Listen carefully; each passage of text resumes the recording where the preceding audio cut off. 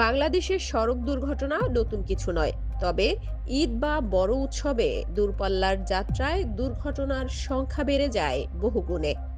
এসব দুর্ঘটনার পেছনের অন্যতম কারণ হলো মাইক্রোস্লিপ। প্রায় খবর শোনা যায় চালক ঘুমিয়ে পড়ায় ভয়াবহ দুর্ঘটনা ঘটেছে, প্রাণ গেছে একই পরিবারের একাধিক সদস্যের। বিশেষজ্ঞদের মতে মাইক্রোস্লিপ সাধারণত 1 থেকে 3 সেকেন্ড স্থায়ী হয়। এই সময় মস্তিষ্ক সাময়িকভাবে কাজ করা বন্ধ করে দেয়।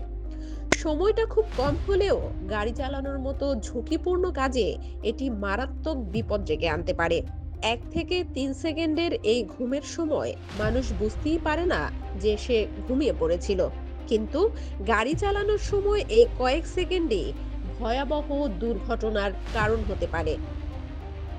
ব্যাংকক আন্তর্জাতিক হাসপাতালের নিউরোলজি ও স্লিপ মেডিসিন বিশেষজ্ঞ ডাক্তার জাকরিন লোপলু মলার্টের মতে মাইক্রোস্লিপের প্রধান কারণ হলো পর্যাপ্ত ঘুমের অভাব। রাতে ঠিকমতো ঘুম না হলে শরীর ক্লান্ত হয়ে পড়ে এবং দিনের বেলায় হঠাৎ চোখে ঘুম নেমে আসে। দীর্ঘ সময় একঘেয়ে ড্রাইভিং বা অনিয়মিত ঘুমও এই ঝুঁকি বাড়ায়। মাইক্রোস্লিপ শুধু দুর্ঘটনার ঝুঁকি বাড়ায় না, দীর্ঘমেয়াদে ডায়াবেটিস, হৃদরোগ, স্থূলতা ও স্ট্রোকের মতো জটিল রোগের ঝুঁকি বাড়াতে পারে।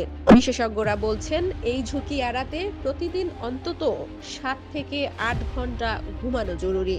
দীর্ঘ পথের যাত্রায় প্রতি 2 ঘন্টা পর পর বিরতি নেওয়া, প্রয়োজন হলে ছোট পাওয়ার ন্যাপ নেওয়া এবং ক্লান্ত অবস্থায় গাড়ি না চালানোই সবচেয়ে নিরাপদ।